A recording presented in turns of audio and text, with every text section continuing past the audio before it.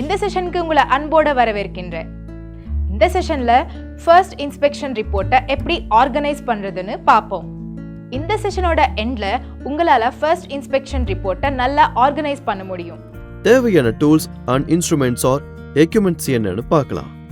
Multimeter, line tester, insulated screwdriver, documents and testing equipment.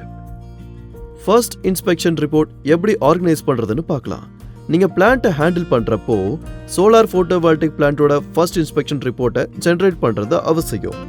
இன்ஸ்டால்மெண்ட்ல visual inspection உங்களுக்கு திருப்தியா இருந்ததுக்கு அப்புறம் ஃபர்ஸ்ட் ஸ்விட்ச் ஆன் ஆக்டிவிட்டியை பண்ணுங்க. AC mains input voltage and current, solar array voltage and current, battery charging voltage and current, inverter output AC voltage and current எல்லாத்தையும் கம்பெனில இருந்து கொண்டு வரப்பட்ட பிரிஸ்கிரைப்டு ஃபார்ம்ல இருந்து வெரிஃபை பண்ணணும்.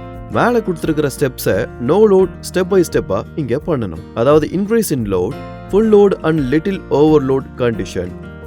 கஸ்டமர் முன்னாடியே எல்லா அப்சர்வேஷனையும் ரெக்கார்ட் பண்ணுங்க.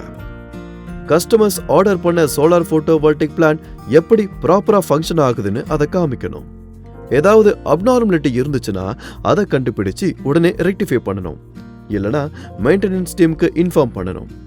டெஸ்ட் ரிப்போர்ட்ல அக்செப்டன்ஸுக்கு வாங்குறதுக்காக கஸ்டமர் கிட்ட அவங்களோட சைனை அவங்க கிட்ட வாங்குறது முக்கியம். ரீகேப். இந்த செஷன்ல நாம ஃபர்ஸ்ட் இன்ஸ்பெக்ஷன் ரிப்போர்ட்டை எப்படி ஆர்கனைஸ் பண்ண முடியும்னு தெளிவா கத்துக்கிட்டோம்.